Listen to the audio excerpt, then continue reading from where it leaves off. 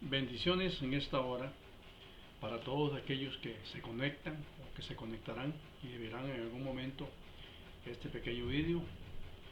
Hoy voy a tratar de hablar sobre el tema, las cosas que Dios aborrece o las cosas que Jehová aborrece.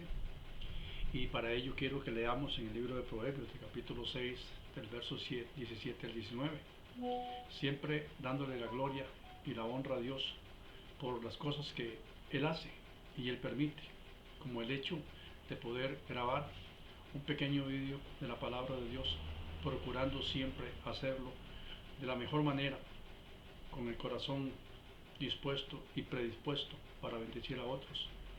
Esa es mi intención, es la intención de este pequeño canal: bendecir y ser de ayuda, de edificación a todo aquel que se conecte, cristiano o no cristiano. Pero lo más importante es siempre salvaguardar la santa palabra de Dios y hablar de ella con solicitud, con prestancia, con respeto, con temor, pero ante todo con seguridad de que lo que estamos hablando y vamos a hablar esté de acuerdo con lo que la Escritura dice, para que sea ella la que nos hable y nosotros solamente portadores de la voz de Dios. Habiendo dicho esto y dándole las gracias una vez más por compartir, por ver los vídeos y por compartirlos y por darle me gusta cuando así sientan en su corazón, vamos a leer Proverbios 6 del 17 al 19, y dice la santa palabra de Dios así: 6 cosas aborrece Jehová, y aún 7 abomina su alma: los ojos altivos, la lengua mentirosa, las manos derramadoras de sangre inocente, el corazón que maquina pensamientos inicuos, los pies presurosos para correr al mal, el testigo falso que habla mentira, y el que siembra discordia entre hermanos. Cuando escuchamos el término aborrecer o la palabra aborrece, siempre que se utiliza, por lo general causa una buena impresión, más en lo despectivo que en lo positivo. Es decir, causa una impresión negativa. O sea, sabemos que vamos a hablar de algo negativamente o que se está cuestionando a algo negativamente. Ahora, si se dice que se aborrece a alguien o a la conducta o el proceder de una persona, se está enmarcando en un entorno de cierta hostilidad, o sea, contra aquella persona. Yo aborrezco esto de aquella persona, yo aborrezco aquello de esta otra, esa conducta, esas formas, esos procederes. Se está enmarcando en un entorno de hostilidad, o sea, hay como cierta hostilidad en la palabra aborrecer. Ahora, imagínate que si es pesado para nosotros como seres humanos utilizar ese término, ¿cuánto más será para Dios cuando Él lo utiliza? Y si nosotros, siendo falibles, personas que fallamos, que erramos, que pecamos, que somos y estamos expuestos siempre al error por ser humanos, por ser vendidos a la carne, como dice Pablo, ahora, cuánta o cuán pesado y cuánto debemos de pensar cuando es Dios el que utiliza ese término? Porque cuando el Señor utiliza esos términos y habla, y Dios sí habla con mucha claridad, Él no habla con miedo, ¿verdad? Habla con mucha claridad al respecto y con mucha severidad de ciertas conductas, procederes y acciones que sus hijos hacen. Es decir, nosotros los seres humanos, a veces cuando tenemos que atacar algo, una acción, un proceder, alguna situación que sucedió, no sé, en la iglesia o un hermano, siempre nos andamos con piecitos de lata, ¿verdad? Porque nos da miedo ofender, nos da miedo pasarnos de la raya, nos da miedo que se hieran, que se ofendan o transgredir, y en lugar de hacer un bien, hacer un mal. Pero esto no pasa con Dios, porque cuando Dios necesita determinar y determina lo bueno y lo malo en dos colores, blanco y negro solamente, Dios habla con mucha severidad al respecto.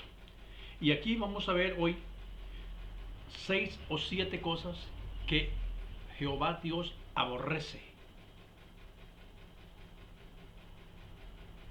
Hoy estaremos estudiando estas cosas y dando sus significados. La idea es qué es, su significado y cómo poder contrarrestarlas, y su explicación y lo que representa para el cristiano y desde el punto de vista del Señor. Entonces, para eso vamos a utilizar estos pasajes que leímos de Proverbios 6, 17 y 19. Vamos a estar tocando algunos otros pasajes, unos tal vez los vamos a leer, otros solamente los vamos a mencionar. Pero primeramente vamos a ver significados y vamos a comenzar en la lista tal cual está. Y dice, la primera está en el verso 17, dice, los ojos altivos. ¿Qué son los ojos altivos? ¿Qué entendemos por ojos altivos? Nos habla del orgullo, de la arrogancia y de una actitud de superioridad en donde las personas se creen o la persona se cree más importante que los demás, incluso se pone por encima de Dios. Vea lo grave de esta situación. Los ojos altivos nos habla del orgullo. El orgullo es nuestro. Cuando una persona tiene ojos altivos es porque se cree orgulloso, se cree arrogante, siente que es más importante que los demás, incluso por encima de Dios.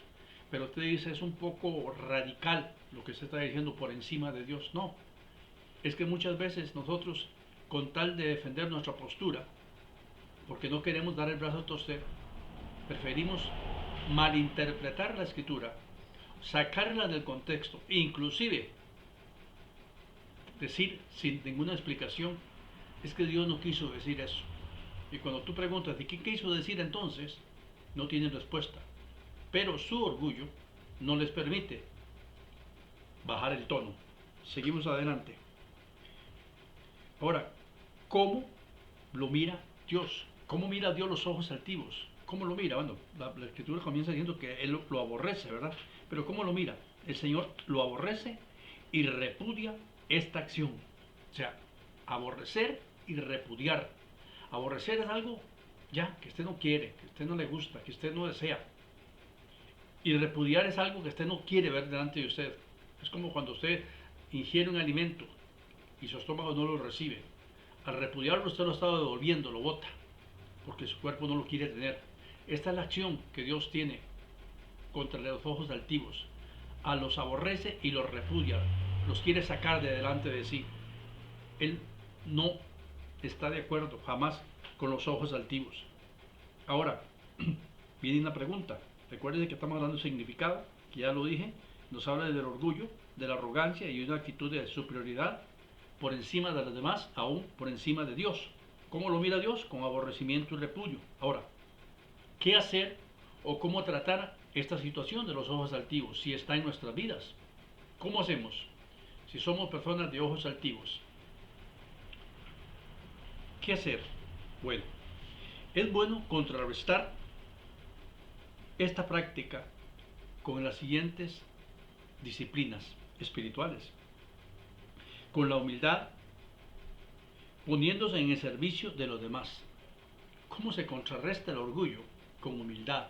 Recuerden que antes estaba en una posición de que era superior a los demás, inclusive peleando con Dios porque quería ser mejor que Dios.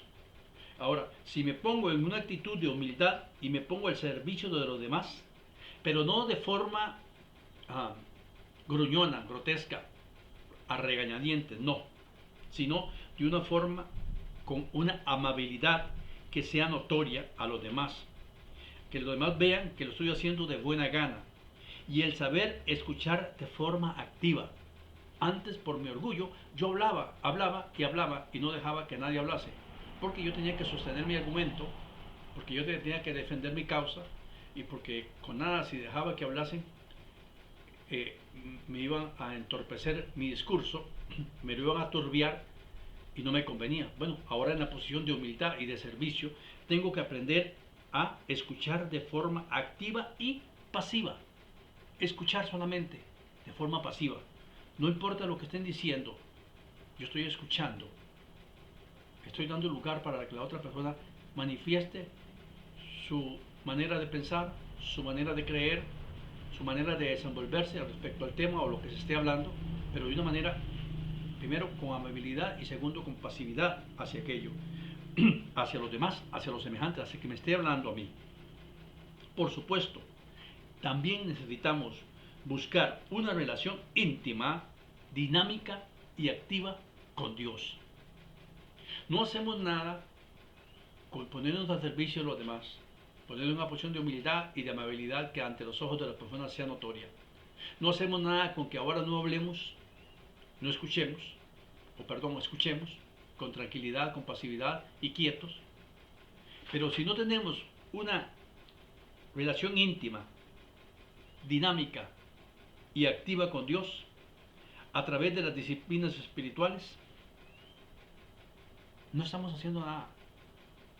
Porque necesitamos romper esa estructura de orgullo y para ello necesitamos tener un sometimiento, una vida vívida con Dios, una vida que no sea abstracta, sino vívida con Dios siempre. Ahora, ¿qué disciplinas espirituales podemos utilizar para ayudarnos contra los ojos altivos? Bueno, la memorización bíblica de versos de la palabra de Dios, la meditación en las escrituras, meditar en lo que lees, meditar en lo que se predicó, meditar en lo que has escuchado de la palabra de Dios. Una oración fuerte y constante. Oiga, una oración fuerte y constante. ¿Por qué fuerte y constante? Porque necesitamos hablar con Dios. Y para hablar con Dios necesitamos orar. Dios nos habla a través de la palabra principalmente, pero nosotros le hablamos a Dios a través de la oración, a través del diálogo con Él. Y necesitamos tener una oración fuerte con Dios que nos permita presentar a Dios todas nuestras diferentes situaciones, sean buenas o sean malas, pero con constancia, con firmeza, con seguridad delante de Dios, y reconocer nuestras fallas, reconocer que somos falibles, que erramos, que fallamos, y aceptar, oiga, esa es una de las cosas más importantes para romper con los ojos altivos, y aceptar que eres y estás expuesto al orgullo. Es decir, que por naturaleza eres orgulloso, que por naturaleza eres tú y nada más que tú. Cuando tú aceptas eso, estás a un paso de comenzar a cambiar. Necesitas primero saber que estás expuesto al orgullo e inherente en ti mismo a la búsqueda de las personas que te elogien y te aplaudan. ¿Escuchó? Que traemos intrínsecamente, inherentemente en nuestro cuerpo, en nuestras vidas, la facultad, el deseo, el egocentrismo de querer ser elogiados y ser aplaudidos. Y esto necesitamos quitarlo de nuestras vidas, porque cuando queremos ser elogiados y aplaudidos, ¿qué es lo que esto revela? Revela un corazón que no está sometido a Dios, que no está sometido a Dios. Esto es lo que revela. Entonces, contra los ojos altivos, ya hablamos de una práctica de humildad, de ponernos al servicio de los demás con una amabilidad que sea notoria, el saber escuchar de forma activa y pasiva, buscar una dinámica activa de relación con Dios a través de las disciplinas espirituales, como la memorización bíblica, la meditación en las escrituras, son una oración fuerte y constante, y reconocer nuestras fallas, aceptando que por naturaleza somos orgullosos y nos gusta el elogio y el aplauso. Y con ello estaremos eliminando o batallando de forma efectiva contra los ojos altivos. Punto número 2. La lengua mentirosa. Y eso lo encontramos en el mismo verso 17, la parte B, digamos. La lengua mentirosa. Ahora, ¿qué es una lengua mentirosa? Bueno, la misma palabra lo dice, ¿verdad? Consiste en hablar falsedades con la intención de engañar a otros y es considerada por Dios como una abominación. También es vista como una actitud de deshonestidad que daña las relaciones y provoca conflictos y revela que tu corazón está lejos de Dios. Eso es una lengua mentirosa. Ahora, delante de Dios es abominación. ¿Qué dice Proverbios 17, 27 y 28? Vamos a mirarlo un momento. Proverbios 17, 27 y 28. Dice así, hablando de las palabras, ¿verdad? Dice, el que ahorra sus palabras tiene sabiduría. De espíritu prudente es el hombre entendido. Verso 28. Aún el necio, cuando calla, es contado por sabio. El que cierra sus labios es entendido. Qué importante, ¿verdad? Esto nos está hablando y nos enseña a evitar hablar palabras innecesarias y tontas. Sí, palabras innecesarias y tontas. Cuando el necio es contado por sabio porque está callado, no quiere decir que los necios están mostrando su sabiduría en su silencio, más bien, sino que su silencio oculta su gran necedad. Como yo, cuando tú te callas porque no tienes nada bueno que decir, porque no tienes nada bueno que aportar, no es que estás siendo muy sabio y muy entendido, sino que tu silencio te está ocultando tu gran necedad. Entonces, la lengua mentirosa tenemos que combatirla muchas veces con el silencio. Ahora, ¿y tú qué haces? Es la pregunta. ¿Qué haces para combatir la lengua mentirosa? ¿Qué hacer contra ello? Bueno, creo que en el cristiano, aunque la Biblia dice que ciertamente sea Dios veraz y todo hombre mentiroso, pues entonces allí nos enmarca que todos de alguna manera pecamos en la mentira. Pero esta lengua mentirosa que consiste en hablar falsedades con intención de engañar a otros y considerada como Dios por una abominación, no debe ser una situación frecuente en los cristianos. Pero recordemos que la palabra de Dios está dada y escrita a cristianos, a gente temerosa de Dios. Dios no se mete con el mundo. Dios le habla al mundo de su pecado, de su condición y de su alternativa. Pero a los cristianos nos habla de frente, como es Dios, cómo debemos vivir. Entonces, una lengua mentirosa no debería existir en nosotros. O sea, una práctica de mentira es lo que no debe existir. Porque como te dije anteriormente, sea Dios veraz y todo hombre mentiroso. Pues hay un consejo para todo aquel que de alguna u otra manera es practicante, vamos a decirlo con suavidad, con frecuencia, de usar mentira. Mira, cada vez que vas a hablar algo y sabes que es mentira, porque tú lo sabes que es mentira, o que comenzaste a hablar y te diste cuenta que es mentira lo que ibas a decir o aportar, muérdete la lengua. Es mejor morderse la lengua, que te duela. Es mejor callar en esos momentos y ocultar tu necedad que seguir hablando. ¿Cómo combates la mentira cuando la mentira se está convirtiendo en algo frecuente en tu vida o ya tiene esa práctica? Hay muchos cristianos, lastimosamente, que practican la mentira. Y es notorio y se ve, es notorio y se palpa. Y cualquiera que ande un poquito conectado con Dios se da cuenta cuando la persona cristiana está mintiendo. Porque salta a la vista, no sé, en el espíritu uno se da cuenta y le choca. Es un rebote. Tú te das cuenta que está mintiendo. ¿Cómo combatir eso? ¿Cómo lo combates? Estoy en este problema. Estoy en esa situación. Cuando me doy cuenta estoy mintiendo. Hace mucho tiempo yo compartía y le decía a un hermano, cada vez que tú mientas y le mientas a una persona, si tú quieres corregir esta acción, esta actitud errónea, abominable delante de Dios, busca a esa persona después, búscala y dile, fulano de tal, aquel día que estuve conversando contigo te dije esto, esto y esto, pero resulta que te mentí, simplemente quería fanfarronar o hablar un poco más contigo y no había que hablar, entonces hablé eso. Esto te va a causar vergüenza, eso te va a confrontar, y una vez que tú lo practiques una y otra vez, cada vez te va a ser más difícil mentir, porque recuerdas que luego vas a ir a donde esa persona, y peor cuando es un grupo de hermanos a donde tú mentiste y vas y te enfrentas con la vergüenza de aceptar que estás mintiendo. Con eso contrarrestas la lengua mentirosa. Por eso la pregunta es, ¿y tú qué haces? Te estoy dando un consejo. Espero que lo tomes. Punto número 3. Las manos derramadoras de sangre inocente. Las manos derramadoras de sangre inocente. Ese está en el mismo verso 17, en la parte C, al final. Las manos derramadoras de sangre inocente. ¿Qué entendemos por las manos derramadoras de sangre inocente? Dice, en primer lugar,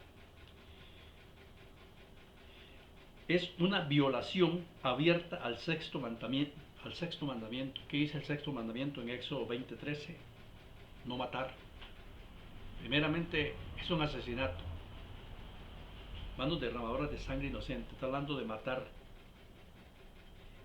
Segundo, es un proceder diabólico. San Juan 8:44, cuando el Señor les dice, vosotros sois de vuestro padre el diablo.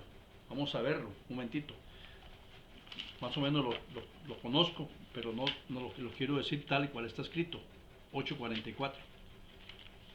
Dice la escritura, vosotros sois de vuestro padre el diablo, y los deseos de vuestro padre queréis hacer. Él ha sido homicida desde el principio y no ha permanecido en la verdad, porque no hay verdad en él. Cuando habla mentira, de lo suyo habla, porque es mentiroso y padre de mentira.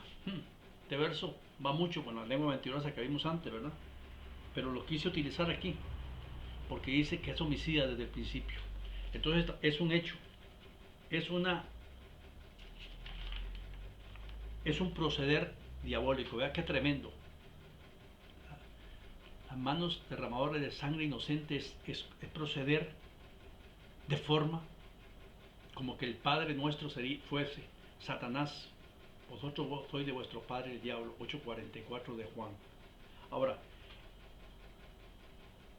el asesino, el que derrama sangre inocente, es un asesino y destruye el templo de Dios. En 1 Corintios 3:17. En 1 Corintios 3:17 la palabra de Dios dice así.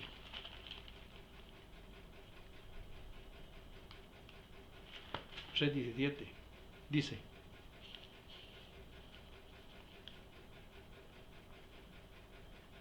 si alguno destruyere el templo de Dios, Dios le destruirá a él, porque el templo de Dios, del cual sois vosotros, santo es.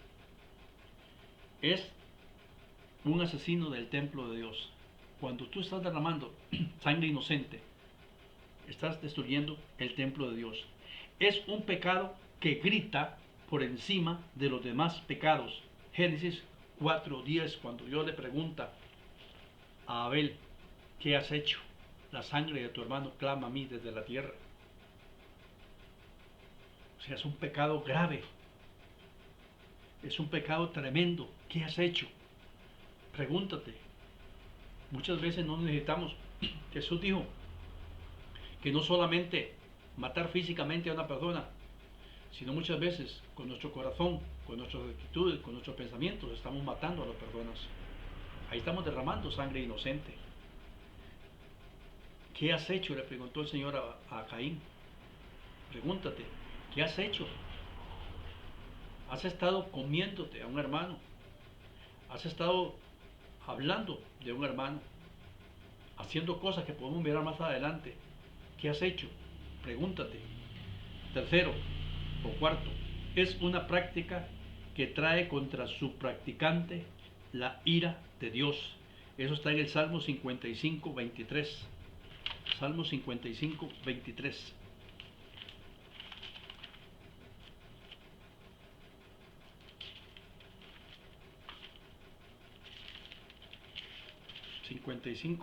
Dice: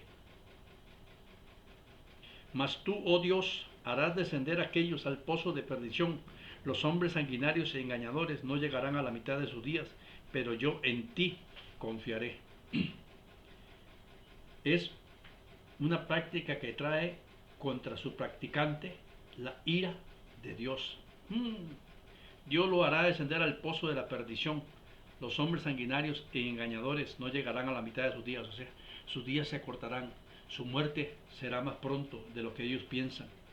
Y luego, Dice, y trae los juicios eternos. Apocalipsis 21:8. Apocalipsis 21:8 dice la escritura así. Como dije, en algunos versos, en algunos momentos vamos a ver versos, en algún otro momento nada más lo voy a comentar. Apocalipsis 21:8 dice la escritura.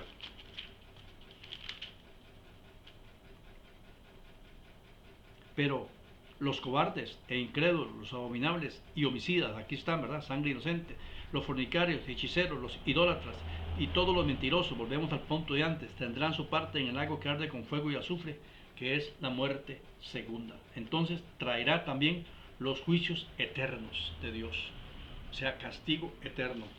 Es una cosa que de liviana no tiene nada, es una cosa grave, las manos derramadoras de sangre inocente. Es una práctica tremendamente mala. Ahora, la derramación de esta sangre inocente representa una profanación a la imagen de Dios y una injusticia ante Dios. Es un grave pecado que Dios castiga. Oiga, eso representa una profanación de la imagen de Dios. Claro, cuando te empeñas contra un hermano, cuando procuras el mal de él, cuando no te alegras por su bienestar, cuando por el contrario sientes envidia de él, estás profanando la imagen de Dios. Recuerda que él fue hecho a la imagen de Dios. Cristo pagó la sangre, su sangre, por él y por ti. Entonces, cuando tú estás en contra de un hermano, estás profanando la imagen de Dios. Ahora, ¿cómo luchar contra esto de la práctica de la sangre inocente? De manos derramadoras de sangre inocente. ¿Cómo? ¿Cómo luchar contra esto? Vamos a ver cómo se lucha contra esto. Y esto es lo primero que yo puedo decir. Lo primero que debes hacer es buscar el temor de Dios. Y esto lo consigues llenando tu corazón y tu mente de la santa palabra de Dios. Sí, cristiano, hermano mío, amigo mío, es llenar tu corazón del temor de Dios. Porque cuando llenas tu corazón de la palabra de Dios,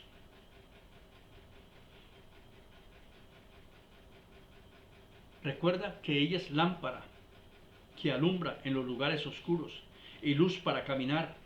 A medida que dejes que tu vida sea llena de esa luz, ella te santificará. San Juan 17:17. Santifícalos en tu verdad, tu palabra es verdad. Y verás con desdén, o es decir, con desprecio, ese y otro tipo de prácticas que ofenden al Dios del cielo. Y por ende, tú estarás evitando caer en esas acciones erróneas y malvadas.